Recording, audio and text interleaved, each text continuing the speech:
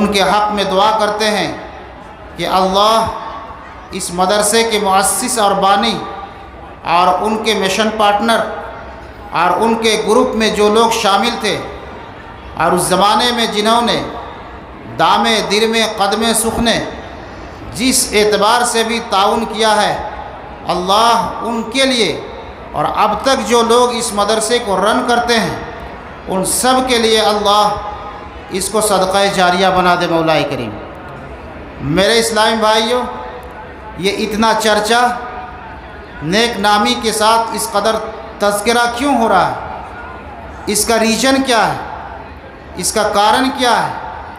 کارن ہم سمجھتے ہیں اس لیے یہی کارن ہے کہ انہوں نے یہ علم کا دیا جلایا تھا، یہ علم کی روشنی پھیلائی تھی تعلیم کو عام کرنے کے لیے، معاشرے کے بچوں کو اور بچیوں کو تعلیم کے زیور سے مزین کرنے کے لیے، ضلالت و گمراہی کو دور کرنے کے لیے، ہدایت اور روشنی کے کرن کو پھیلانے کے لیے، کتاب و سنت کی روشنی کو عام کرنے کے لیے یہ سب کچھ کیا گیا۔ میرے اسلامی بھائیوں، یہ تعلیم کی برکت ہی ہے۔ جس کے اندر تعلیم آ جاتی ہے، جو پڑھا لکھا ہوتا ہے، تعلیم سے انسان گمراہی سے بچتا ہے۔ جس انسان کے اندر تعلیم ہوتی ہے وہ انسان اپنے آپ کو پہچانتا ہے۔ جس کے اندر تعلیم ہوتی ہے اس کے اندر خدا کی معرفت پیدا ہوتی ہے۔ جس کے اندر تعلیم ہوتی ہے وہ اپنے رسول کو پہچانتا ہے۔ جس کے اندر تعلیم ہوتی ہے اس کے دل میں آخرت کی فکر ہوتی ہے۔ جس کے اندر تعلیم ہوتی ہے وہ اللہ سے خوف کھاتا ہے اور ڈرتا ہے۔ اور جس کے پاس تعلیم نہیں ہے اس کی زندگی کٹے ہوئے بادل کے ٹکڑے کے مانند ہے۔ جب پورب سے ہوا چلتی ہے تو بادل کا ٹکڑا پچھم کی طرف ہچکولا کھاتا ہے، اور جب پچھم سے پچھوا ہوا چلتی ہے تو بادل کا وہ ٹکڑا پورب کی طرف وہ ہچکولا کھاتے ہوئے بہہ کے چلا جاتا ہے۔ جس کے پاس تعلیم نہیں ہوتی میرے بھائی، وہ انسان، اس کی حیثیت کٹی ڈور پتنگ کی مانند ہے۔ جب ڈور کٹ جاتی ہے تو وہ پتنگ کہاں پہ گرے گا؟ گڈھے میں گرے گا، نالا میں گرے گا، میدان میں گرے گا، گھر کے چھتے میں گرے گا، کچھ نہیں کہا جا سکتا۔ اسی طرح بغیر علم کے وہ آدمی جس کے پاس دینی تعلیم نہیں ہے، وہ آدمی کب ہدایت کے راستے پہ ہوگا، کب گمراہی کے راستے پہ چلا جائے گا، کب بھٹک جائے گا، کچھ نہیں کہا جا سکتا ہے، کچھ نہیں کہا جا سکتا میرے بھائی۔ تعلیم سے انسان کی زندگی میں بدلاؤ آتا ہے۔ تعلیم سے انسان کی زندگی میں عظمت اور مرتبت پیدا ہوتی ہے۔ تعلیم سے انسان کے اندر بہت کچھ تبدیلی آتی ہے۔ اسی لیے اللہ رب العزت نے آدم علیہ السلام کو پہلے عبادت کا حکم نہیں دیا، نماز پڑھنے کا طریقہ نہیں سکھایا، بلکہ اللہ نے سب سے پہلے تعلیم دی، علم سکھایا۔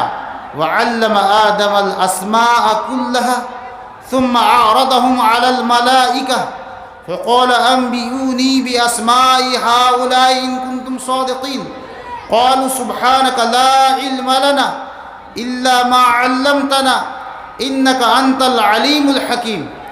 اللہ نے سب سے پہلے آدم کو پڑھنا سکھایا، تعلیم دی، کچھ نام سکھلا دیے، اور اللہ نے آدم علیہ السلام کو فرشتوں کا سامنے کیا۔ فرشتوں سے بھی اللہ نے کچھ پوچھا، آدم علیہ السلام سے بھی امتحان لیا، کوسچن کیا۔ سب سے پہلے اللہ نے فرشتوں سے پوچھا، فرمایا انبئونی باسماء ہؤلاء ان کنتم صادقین، اس کا نام بتاؤ، اس کا نام بتاؤ، اس کا نام بتاؤ، اس کا نام بتاؤ۔ لیکن ان کے پاس علم نہیں تھا، اس کے پاس تعلیم نہیں تھی، اس کے پاس ایک ہی جواب تھا، لا علم لنا، لا علم لنا الا ما علمتنا۔ اے اللہ، ہم کو اس کے بارے میں کوئی جانکاری نہیں ہے، ہم کو اس کے بارے میں کوئی نالج نہیں ہے، اس کے بارے میں ہمارے پاس کوئی علم نہیں ہے۔ میرے اسلامی بھائیوں، تو نتیجہ کیا ہوا؟ اللہ نے آدم کو بلند کر دیا، آدم کے درجے کو اونچا کیا اور فرشتوں کو آدم کے مقابلے میں نیچے کر دیا، نیچے کر دیا۔ پتہ یہ چلا جس انسان کے پاس تعلیم ہوگی، جس کے پاس علم ہوگا، میرے بھائی اس کا مقام اور مرتبہ بہت اونچا ہے، بہت بلند ہے، بہت ہی بلند ہے۔ اور آپ کو یہ بھی بتا دیں، اللہ کی 3 مخلوق ہیں، اللہ کی 3 مخلوق ہیں، ایک ہے ناری، ایک دوسری ہے نوری اور تیسری ہے خاکی۔ ناری کے مطلب آگ سے بنی ہوئی مخلوق، آگ سے بنی ہوئی مخلوق میں کون ہے؟ جن اور شیاطین ہیں۔ نور سے، روشنی سے بنی ہوئی مخلوق فرشتے ہیں۔ خاکی، مٹی سے بنی ہوئی مخلوق ہم آپ انسان ہیں۔ یہ اللہ کی 3 مخلوق ہے، اور ان 3 مخلوق میں اللہ نے ایک مخلوق کو اپنے قریب رکھا ہے، اپنے نزدیک رکھا ہے۔ اللہ نے اپنے عرش کو اٹھانے کا موقع ایک مخلوق کو دے رکھا ہے، اور وہ کون سی مخلوق ہے؟ وہ نوری مخلوق ہے، وہ فرشتے ہیں۔ اللہ رب العزت کوئی کام کرنے کا فیصلہ لے لیتے ہیں تو سب سے پہلے فرشتوں کو بتاتے ہیں، گویا کہ فرشتے اللہ کی مقرب ترین مخلوق ہے۔ اللہ رب العزت نے علم کی وجہ سے، اللہ رب العزت نے جس انسان کے پاس تعلیم ہے، جس انسان کے اندر ایجوکیشن ہے، جس انسان کے اندر دین کی معرفت ہے، اللہ نے اس انسان کو فرشتوں کے صف میں لا کر کے کھڑا کر دیا۔ اللہ نے فرمایا شہد اللہ انہ لا الہ الا هو والملائکۃ واولو العلم درجات۔ اللہ رب العزت نے گواہی دیا اس بات کی کہ اللہ کے سوا کوئی معبود نہیں ہے، اور فرشتوں نے بھی اس بات کی گواہی دی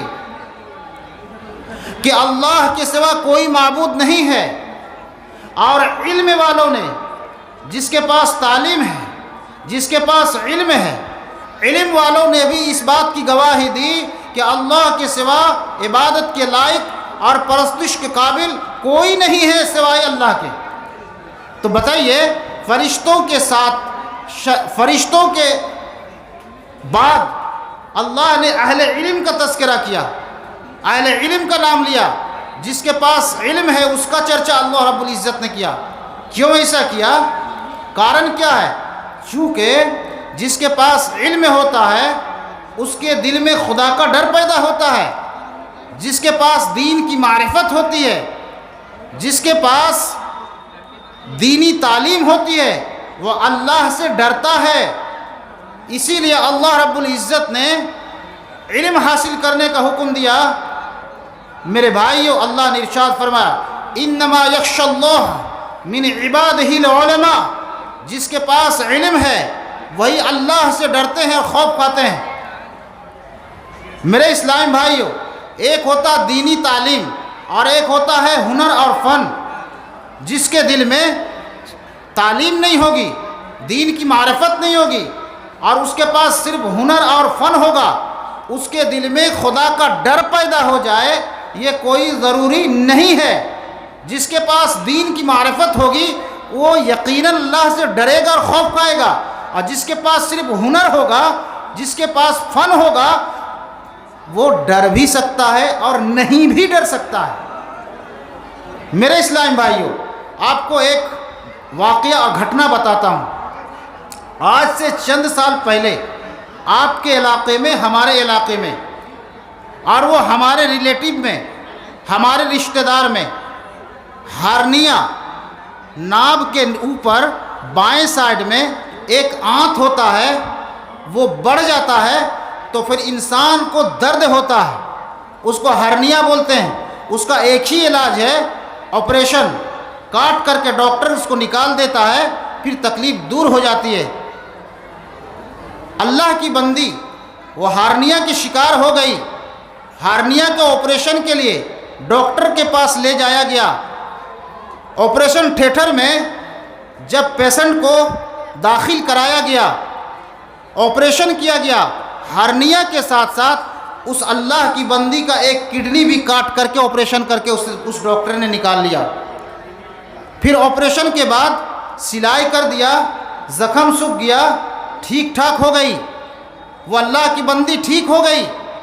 لیکن پھر 5 سے 6 سال کے بعد پھر اس کو اندرونی کچھ تکلیف ہوئی، ڈاکٹر کے پاس لے جایا گیا، ڈاکٹر نے الٹرا ساؤنڈ کیا تو الٹرا ساؤنڈ والے ڈاکٹر نے کہا آپ کی تو ایک ہی کڈنی ہے، آپ نے ایک گردہ ایک کڈنی کیوں نکلوا دیا؟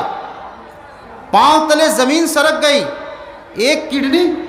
ہم نے تو کبھی کڈنی نکلوایا نہیں، کڈنی تو کسی کو ڈونیشن نہیں دیا، کڈنی تو ہم نے کسی کو نکال کر کے ہدیہ نہیں کیا ہے، پھر یہ کڈنی کیسے نکل گئی؟ تو ڈاکٹر نے پوچھا آج سے پہلے کبھی آپ نے آپریشن کروایا تھا؟ بولا ہاں، آج سے تقریباً 5-6 سال پہلے ہارنیا کا آپریشن کروایا۔ کہا کہ ہارنیا کے آپریشن کے ساتھ ساتھ اس ڈاکٹر نے، جو ڈاکٹر نہیں بلکہ ڈاکو ہے، اس ڈاکٹر نے ایک کڈنی بھی کاٹ کر کے آپریشن کر کے نکال لیا۔ میرے بھائی ذرا تصور کرو اس پیشنٹ کے ساتھ کتنی زیادتی ہوئی، کتنا بڑا ظلم ہوا۔ کڈنی گردہ جیسے باڈی پارٹ، جسم کا ایک خاص اعضا ہے، ڈاکٹر نے اس کو نکال لیا۔ میرے بھائی اسلام میں ایسے ڈاکٹر کی ضرورت نہیں ہے، اسلام میں تو ایک اچھے ڈاکٹر کی بھی ضرورت ہے، ایک اچھے سائنٹسٹ کی بھی ضرورت ہے، ایک اچھے انجینئر کی بھی ضرورت ہے، لیکن ایسا ڈاکٹر جو انسان کسی پیشنٹ کو آپریشن کے نام پر کڈنی نکال لے، یہ ایسے ڈاکٹر کی اسلام میں ضرورت نہیں ہے۔ اب بتائیے آپ ایسے ڈاکٹر کے دل میں کیا خدا کا ڈر ہے؟ کیا آج دیکھیے گا لوگ پریشان ہیں، مختلف قسم کے امراض ہیں، مختلف قسم کی بیماریاں ہیں، بیماریوں میں انسان جھلستا ہے، ہر گھر میں پیشنٹ ہے مولانا، ہر گھر میں دوائیں آتی ہیں، کوئی شوگر پیشنٹ ہے، کوئی ہارٹ پیشنٹ ہے، کوئی بی پی اور بلڈ پریشر کا شکار ہے، مختلف قسم کی بیماریوں میں آج مبتلا ہیں، ہر گھر میں دوائی کا ڈبہ آ رہا ہے میرے بھائی۔ اب بتائیے ایسی گھڑی میں، ایسے ماحول میں، اچھا بالخصوص جب عورتیں حالت حمل سے ہوتی ہیں تو آج 99% عورتوں کی زچگی اور بچے کی ولادت گھر میں نہیں ہاسپٹل میں ہو رہی ہے۔ اگر نارمل حالت میں بچے کی ولادت کا چانس بھی ہوتا ہے تو ڈاکٹر لاپرواہی برتتا ہے اور زبردستی کر کے عورت کو آپریشن کر دیتا ہے، صرف منی کے لیے، پیسے کے لیے آپریشن کر کے بچہ نکالتا ہے۔ میرے بھائی یہ امانت داری نہیں ہے، یہ امانت داری نہیں ہے۔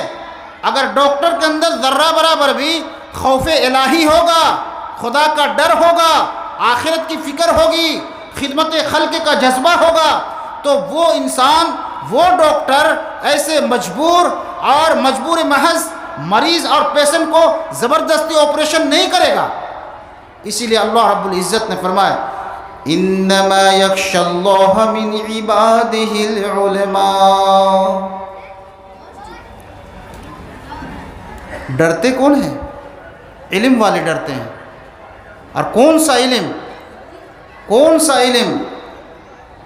کس علم کی وجہ سے خدا کا ڈر پیدا ہوگا؟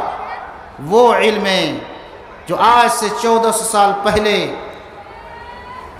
حرا پہاڑی میں جو غار تھا اسلامی تاریخ میں، جس کو غار حرا کے نام سے جانا جاتا ہے، محمد عربی صلی اللہ علیہ وسلم کے پاس اللہ کے حکم سے جبریل امین پہلی دفعہ محمد الرسول اللہ صلی اللہ علیہ وسلم کے پاس آئے تھے، اللہ کا پہلا پیغام دیا تھا، اللہ کی طرف سے پہلی وحی آئی تھی، اللہ کی طرف سے قرآن کی ابتدائی 5 آیتیں آئی تھیں۔ اس میں کون سی تعلیم دی گئی، کون سی پڑھائی اور کون سی تعلیم کا حکم دیا گیا تھا؟ اللہ نے واضح فرمایا اقرأ بسم ربک الذی خلق خلق الانسان من علق اقرأ وربک الاکرم الذی علم بالقلم علم الانسان ما لم یعلم۔ اللہ نے فرمایا اقرأ، پڑھ۔ کون سی پڑھائی؟ CAT कैट, G और D डॉग, किसकी पढ़ाई? किसकी पढ़ाई? अल्लाह ने फरमाया इक़रा बिस्मि रब्बिक, पढ़ अपने रब के नाम से, पढ़ अपने रब के नाम से। रब के नाम से पढ़ने का रब ने हुक्म दिया। और किसके नाम से? इक़रा बिस्मि रब्बिकल्लज़ी खलक़, खलक़ल इंसाना मिन अलक़, इक़रा व रब्बुकल अकरम, अपने अकरम के नाम से पढ़। अकरम कौन है? अल्लाह है, जो निहायत ही करीम है, वो बहुत ज़्यादा वो करीम है, उसके नाम से पढ़। और उसने पढ़ना सिखाया, इंसान को तो कुछ पता ही नहीं था मेरे भाई, उसके नाम से पढ़ने के लिए हुक्म दिया गया। और वो पढ़ाई दीनी तालीम है, वो पढ़ाई वो तालीम कुरान की तालीम है, वो तालीम जनाब मुहम्मदुर रसूलुल्लाह सल्लल्लाहु अलैहि वसल्लम की बतलाई हुई तालीम है। इसीलिए हमें चाहिए कि हम अपने बच्चों को, अपनी बच्चियों को सबसे पहले अल्लाह की तालीम दें, यानी दीन की तालीम दें, कुरान की तालीम दें, जनाब मुहम्मदुर रसूलुल्लाह सल्लल्लाहु अलैहि वसल्लम की दी हुई तालीम दें। लेकिन इस तालीम के साथ साथ हमको असली तालीम की भी ज़रूरत है। हमारे मुस्लिम मुआशरे में एक अच्छे अमानतदार डॉक्टर की भी ज़रूरत है, हमको एक अच्छे इंजीनियर की भी ज़रूरत है। आज हम मुस्लिम मुआशरे को अच्छे साइंसदान और साइंटिस्ट की भी ज़रूरत है। इसीलिए जनाब मुहम्मदुर रसूलुल्लाह ने हमें ये एक रास्ता बताया। बदर की लड़ाई हुई सन 2 हिजरी में। बदर की लड़ाई में 70 मुशरकीन को जहन्नम रसीद किया गया था और 70 मुशरकीन को बंदी बनाया गया, कैदी बनाया गया था। मोहम्मद गिरामी सल्लल्लाहु अलैहि वसल्लम ने उन बंदी कैदियों के लिए आम ऐलान फरमाया था, जिसके पास पैसे हों, फिदिया दे करके, जुर्माना अदा करके हमसे अपने आप को आज़ाद करने की ताकत रखता हो, वो फिदिया दे, जुर्माना अदा करे और अपने आप को आज़ाद कर दे। लेकिन सारे कैदी फिदिया देने के काबिल नहीं थे, जुर्माना अदा करने की वो ताकत नहीं रखते थे। जनाब मुहम्मदुर रसूलुल्लाह सल्लल्लाहु अलैहि वसल्लम ने दूसरा ऐलान फरमाया। आपने ऐलान किया कि आप में से जिस किसी ने फिदिया देने की ताकत ना पाई हो, फिदिया ना दे सकता हो, कोई बात नहीं है, हमारे यहाँ दूसरा ऑप्शन है। और वो ऑप्शन ये है कि जो पढ़ना लिखना जानते हों, हमारे 10 मुस्लिम बच्चे को पढ़ना और लिखना सिखा दो और अपने आप को आज़ाद कर दो। मेरे इस्लामी भाइयों, वो मक्का के मुशरिक, वो मक्का के काफिर, जिन्होंने अल्लाह और उसके रसूल के साथ जंग की, जिन्होंने सहाबा के साथ जंग की, जो इस्लाम के ख़िलाफ़ वो सर कमर बस्ता हुए थे, वो उनके पास कौन सी तालीम थी? क्या उसके पास कुरान का नॉलेज था? क्या उसके पास हदीस रसूल थी? क्या उसके पास दीन की तालीम थी? एक ही जवाब आएगा, नहीं, नहीं, नहीं। कुरान की तालीम नहीं थी, हदीस की तालीम नहीं थी, दीनी तालीम नहीं थी, तो फिर क्या थी? यही दुनियावी तालीम थी, यही साइंस की तालीम थी, यही टेक्नोलॉजी था, यही उनके पास दुनियावी और असली तालीम थी। और उन्होंने मदीने के 10 बच्चों को दुनियावी तालीम दिया और फिर अपने आप को आज़ाद किया। इसी से हमें ये समझना चाहिए कि हमें सबसे पहले दीन की तालीम, चूँकि मदीने के बच्चों को जनाब मुहम्मदुर रसूलुल्लाह सल्लल्लाहु अलैहि वसल्लम ने सबसे पहले दीन की तालीम से आरास्ता किया था, दीन का नॉलेज दिया था, कुरान की तालीम दी थी, उनके अंदर खुदा की मारिफत पैदा की थी मेरे भाई। और सेकेंडरी, सानी दर्जे पर, दोम दर्जे पर रसूलुल्लाह ने उनको दुनियावी तालीम से आरास्ता होने के लिए ये कैदी को टीचर बनाया। और इन कैदी मुशरिक टीचरों ने मुस्लिम बच्चों को अच्छा टीच किया, तदरीस की, लिखना सिखाया, पढ़ना भी सिखाया मेरे भाइयों। इसीलिए आज हमारे मुआशरे को, हमारे शहर को, हमारी रियासत को, हमारे मुल्क को अच्छे इंजीनियर की, अच्छे डॉक्टर की और अच्छे साइंटिस्ट की تعلیم دینے والا اور اچھے ڈاکٹر کی بھی ضرورت ہے میرے بھائی۔ اس لیے ضرورت اس بات کی ہے کہ ہم اپنے بچوں کو تعلیم سے جوڑیں، اپنی بچیوں کو تعلیم دیں، گھر کے اندر دینی ماحول پیدا کریں، بچوں کے اندر دینی تعلیم کا جذبہ پیدا کریں۔ تعلیم آئے گی تو یقین مانو خدا کا ڈر پیدا ہوگا دلوں میں، اللہ کا خوف پیدا ہوگا، آخرت کی فکر پیدا ہوگی۔ میرے بھائی، جس بچے کے اندر دینی تعلیم ہوگی وہ اپنے آپ کو اور اپنے ماں باپ کی خدمت گزاری کرے گا۔ جس بچے کے اندر دین کی تعلیم ہوگی وہ بچہ اپنے ماں باپ کی خدمت کرے گا۔ آج ماں باپ کی شکوہ ہے ببوا ہماری باتیں نہیں سنتا ہے، ببوا ہماری باتیں نہیں سنتا ہے۔ ارے بھیا، ببوا تو آپ کو پہچانتا ہی نہیں ہے، ببوا کو آپ نے پہچاننے کا لائق بنایا ہی نہیں ہے۔ آپ کو نہیں پہچانے گا تو آپ کی بات کہاں سے سنے گا؟ اس لیے میرے بھائی، اپنے بچوں کو دینی تعلیم سے آراستہ کرنے کی ضرورت ہے، دینی تعلیم دینے کی ضرورت ہے، تاکہ وہ بچہ آگے چل کر کے قوم کا خدمت گزار بنے گا، ماں باپ کا خدمت گزار بنے گا، اپنے بال بچوں کی صحیح ڈھنگ سے پرورش کرے گا، ملک و ملت کو آگے بڑھائے گا، ملک وطن کو وہ عروج اور ارتقاء کی منزل کی طرف لے کر کے آگے بڑھے گا میرے اسلامی بھائیوں۔ اس لیے اپنے بچوں کو تعلیم دینے کی شدید ضرورت ہے۔ ہم یہ عرض کر رہے تھے کہ کوئی بھی انسان، دنیا میں کوئی بھی انسان علم والے کے آگے جا ہی نہیں سکتا ہے۔ ٹھیٹ بولی میں اگر ہم کہیں گے کہ آپ مولانا کے آگے کبھی نہیں بڑھ سکتے، مولانا سے مراد اہل علم ہے۔ اچھا، آپ لوگ ادھر بھی ہیں، ہم کو لگا ادھر مولانا ہے، یہ نہیں آدمی۔ میرے بائیں سائڈ بھی ماشاءاللہ بہت اچھے لوگ ہیں۔ اگر آپ اپنے بچوں کو تعلیم نہیں دیں گے تو آپ کا بچہ کبھی آگے نہیں بڑھ سکے گا اور آپ آگے نہیں بڑھ سکیں گے، اور آپ عالم سے دنیا میں زندگی میں کبھی بڑھ نہیں سکتے ہو، زندگی میں۔ واللہ بول رہے ہیں، لکھ لو آج میری بات، مولانا کے آگے، مولوی کے آگے آپ زندگی میں کبھی نہیں بڑھ سکتے ہو۔ بڑھ سکتے ہو؟ کبھی نہیں بڑھ سکتے ہو۔ کہا ہے امامت کے لیے آپ مسجد میں جب نماز پڑھتے ہو، سب بندی کرتے ہو، تو آگے کون ہوتا ہے بتائیے؟ کون ہوتا ہے؟ کون ہوتا ہے؟ کون ہوتا ہے؟ زور سے بولیے نا۔ مولانا ہوتے ہیں، عالم صاحب ہوتے ہیں۔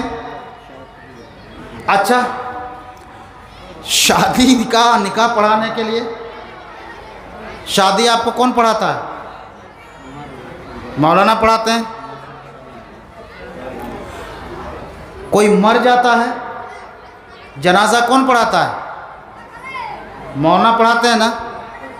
آپ کسی بھی موقع پر مرتے دم تک پوری زندگی کبھی بھی مولانا کے آگے نہیں جا سکتے ہیں، نہیں بڑھ سکتے ہیں، سوائے ایک، زندگی میں ایک ہی بار مولانا کے آگے آپ بڑھ سکتے ہو، لیکن زندہ حالت میں نہیں۔ جب آپ مر جاؤ گے تبھی مولانا سے آگے بڑھ سکو گے۔ مولانا کے آگے جنازہ رکھا جاتا ہے نا، عالم ہو، جاہل ہو، مرد ہو، عورت ہو، بچے ہوں، بڑے ہوں، بوڑھے ہوں، جوان ہوں، ادڑ ہوں، مولانا کے آگے مرنے کے بعد ہی آپ جا سکتے ہو۔ یاد رکھیے گا، آپ کو پتہ ہونا چاہیے، آپ مقام و مرتبہ میں مولوی صاحب کے آگے نہیں بڑھ سکتے۔ یہ تو آگے بڑھنے دنیاوی آپ نے مثال دیا، مقام اور مرتبے میں، عزت میں مولوی صاحب سے آگے آپ نہیں بڑھ سکتے ہو، یقین مانو نہیں بڑھ سکتے ہو۔ ارے آپ انسان تو ہیں جی،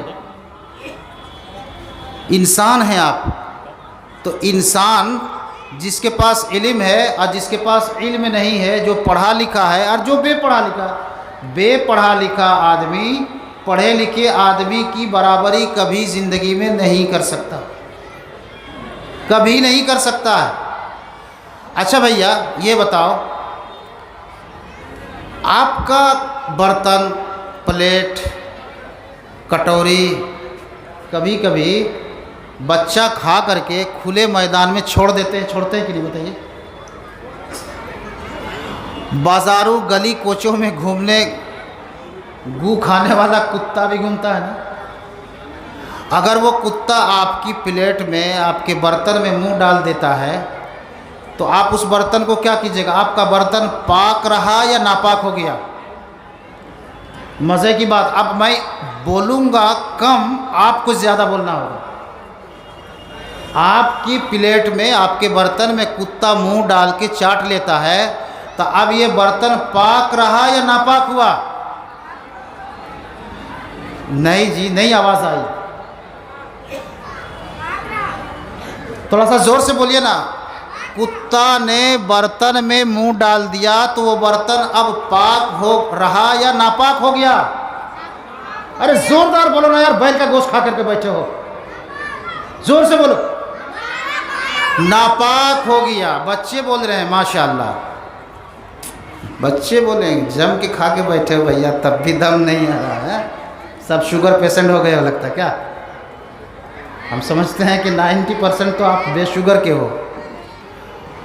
کتا جب آپ کے برتن میں منہ ڈال دیتا ہے، آپ کی پلیٹ کو کتا چاٹ لیتا ہے تو وہ برتن ناپاک ہو جاتا ہے، برتن نجس ہو جاتا ہے، گندا ہو جاتا ہے۔ اب اس کو پاک کرنا ہے، اب اس ناپاک برتن کو پاک کرنا ہے تو 7 مرتبہ اس کو دھونا پڑے گا۔ کتنے بار؟ 7 مرتبہ دھونا ہوگا، اور 1 مرتبہ اس کو مٹی سے مانجنا ہوگا۔ مٹی اگر نہیں تو صابن سے یا سرف سے یا کسی پاؤڈر سے اس کو مانجنا ہوگا، تبھی اس کو پاک ہونا ہے۔ میڈیکل سائنس نے ریسرچ کیا اس پر کہ کتے کا چاٹا ہوا جھوٹا برتن کو اللہ کے رسول نے 7 مرتبہ دھونے اور 1 مرتبہ مٹی سے مانجنے کے لیے کیوں کہا؟ 7 مرتبہ دھونے اور اس میں 1 مرتبہ مٹی سے مانجنے کا حکم کیوں دیا؟ میڈیکل سائنس نے اس کو ریسرچ کیا تو ثابت یہ کیا کہ 7 مرتبہ دھونے کے بعد بھی اس برتن میں کتے کے کیڑے موجود ہیں، برتن میں کتے والے کیڑے اب بھی موجود ہیں، اور جب 1 مرتبہ اس کو مٹی سے رگڑ دیا گیا تو سارے کے سارے کتے کے کیڑے ختم۔ پتہ یہ چلا کہ کتے کے جراثیم اس برتن میں اتنے بھیانک قسم کے منتقل ہو جاتے ہیں کہ 7 مرتبہ دھونے سے بھی وہ کیڑے ختم نہیں ہوتے ہیں، بلکہ 1 مرتبہ مٹی سے یا صابن سے یا پاؤڈر سے یا سرف سے مانجنا پڑتا ہے تبھی وہ ختم ہوتے ہیں۔ اتنا مسئلہ سمجھ میں آیا؟ لیکن ایک کتا ہے اگر وہ منہ لگا دے گا، اگر منہ سے پکڑ بھی لے گا تو وہ ناپاک نہیں ہوگا۔ ایک کتا ہے، وہ کون سا کتا ہو سکتا ہے؟ کالا، لال، کون سا کتا ہوگا؟ ایک کتا ہے، میں ضرور بتاؤں گا۔ اس سے پہلے بخاری کی ایک حدیث میں پیش کروں گا۔ رسول اللہ صلی اللہ علیہ وسلم نے فرمایا کہ وہ کتا جس کو آپ نے سدھایا ہے، سکھایا ہے، تعلیم دیا ہے،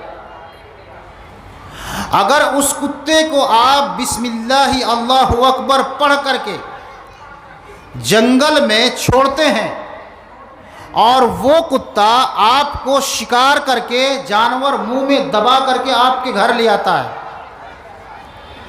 اگر وہ مردہ حالت میں کتا پکڑ کے لاتا ہے تو آپ کے لیے وہ شکار کیا ہوا جانور حلال ہے،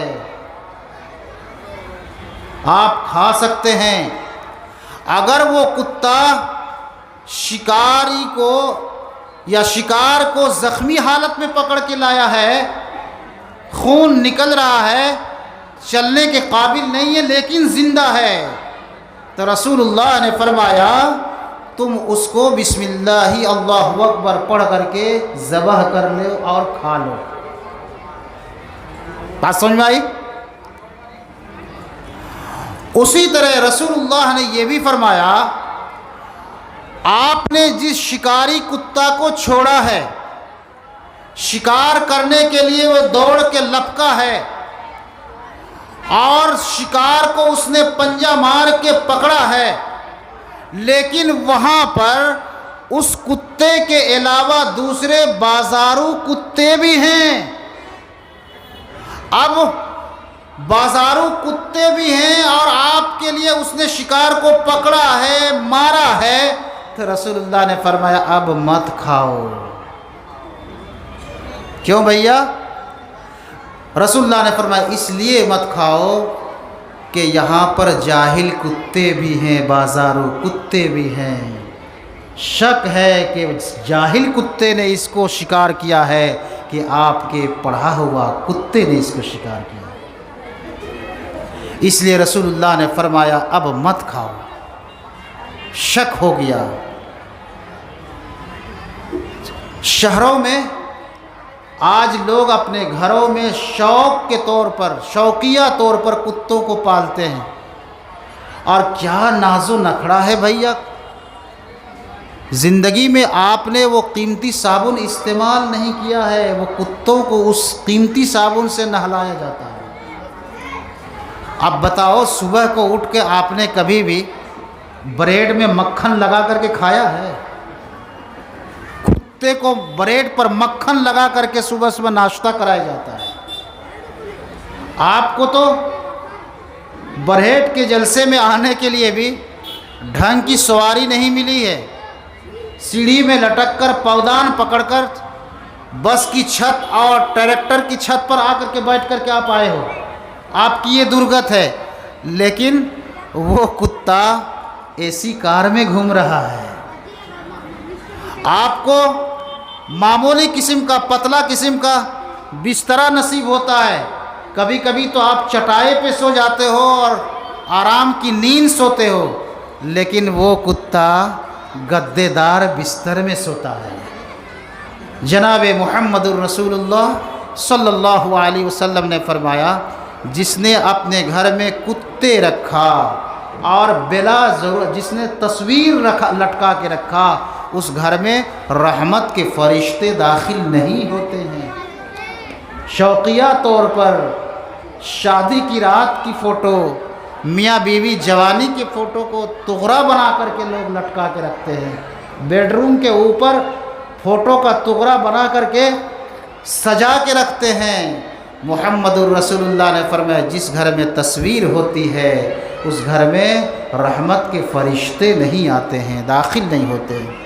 ایک منچلے نے حدیث کا مذاق اڑایا اور کہا کہ اچھا تو ہے ہم اپنے گھر میں شوق سے کتے پال کے رکھیں گے تاکہ موت کا فرشتہ موت کے لیے آئے ہی نہیں۔ جواب دینے والا بھی ماشاء اللہ